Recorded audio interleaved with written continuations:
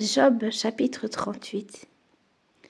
L'Éternel répondit à Job du milieu de la tempête et dit : « Qui est celui qui obscurcit mes desseins par ses discours sans intelligence ? Saint terrain comme un vaillant homme, je t'interrogerai, tu m'instruiras. Où étais-tu quand je fondais la terre ? Dis-le si tu as de l'intelligence. Qui en a fixé les dimensions, le sais-tu ? Ou qui est étendu sur elle ? Qui a étendu sur elle le cours d'eau ? Sur quoi ces bases sont-elles appuyées ? Ou qui en a posé la pierre angulaire, alors que les étoiles du matin éclataient en chants d'allégresse, et que tous les fils de Dieu poussaient des cris de joie ? Qui a fermé la mer avec des portes, quand elle s'élança du sein maternel, quand je fis de la nuit son vêtement et de l'obscurité ses langes, quand je lui ai posé ma loi, que je lui mis des barrières et des portes, quand je dis tu viendras jusqu'ici, tu n'iras pas au-delà. Ici s'arrêtera l'orgueil de tes flots. Depuis que tu existes, as-tu commandé au matin ? As-tu montré sa place à l'aurore pour qu'elle saisisse les extrémités de la terre et que les méchants soient secoués, pour que la terre se transforme comme l'argile qui reçoit une empreinte et qu'elle soit parée comme d'un vêtement, pour que les méchants soient privés de leur lumière et que le bras qui se lève soit brisé ? As-tu pénétré jusqu'aux sources de la mer ? T'es-tu promené dans les profondeurs de l'abîme ? Les portes de la mort t'ont-elles été ouvertes ? As-tu vu les portes de l'ombre de la mort ? As-tu embrassé du regard l'étendue de la terre ? Parle, si tu sais toutes ces choses. Où est le chemin qui conduit au séjour de la lumière ?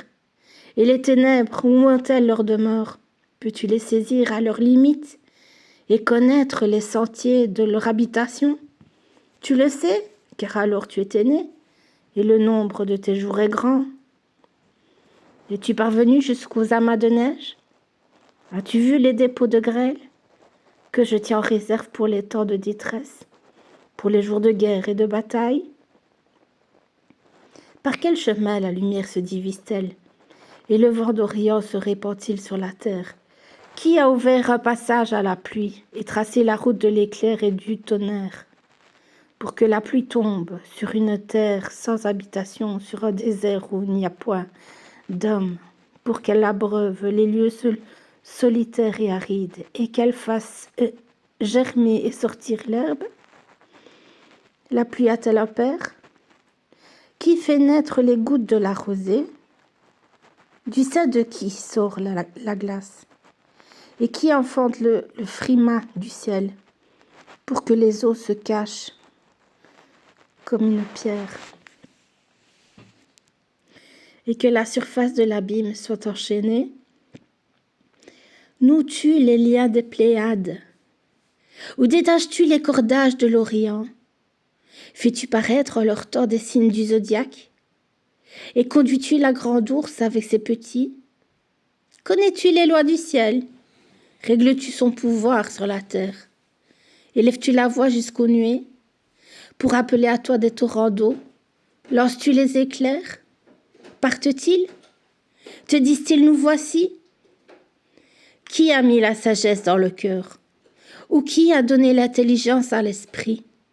Qui peut avec sagesse compter les nuages et verser les outres des cieux pour que la poussière se mette à ruisseler et que les mottes de terre se collent ensemble ?